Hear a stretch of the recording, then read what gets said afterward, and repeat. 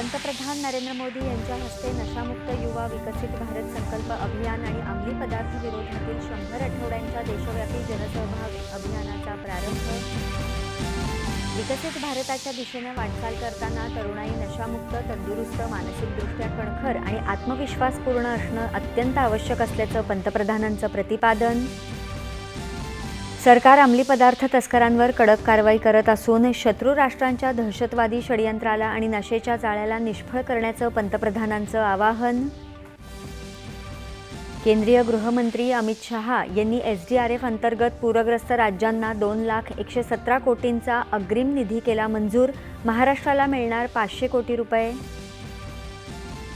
6 वर्षांहून अधिक काळानंतर सिक्कीममधल्या नथुला पास मार्गे भारत आणि चीनमधील सीमावर्ती व्यापार आजपासून पुन्हा सुरू।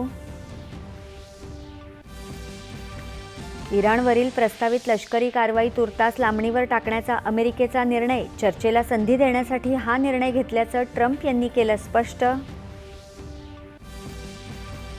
कृत्रिम बुद्धिमत्ता तंत्रज्ञानामुळे सर्वच क्षेत्रात बदल घडून येत असून शैक्षणिक संस्थांनी कालसुसंगत मनुष्यबळ घडवण्यावर भर देण्याचं मुख्यमंत्र्यांचं आवाहन।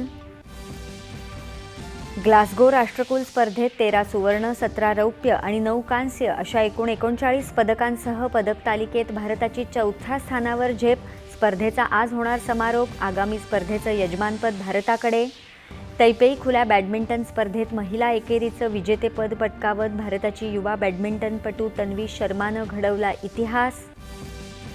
आणि पैठणच्या जायकवाडी धरणात 85% तर नांदेडच्या विष्णुपुरी प्रकल्पात 92% पाणीसाठा।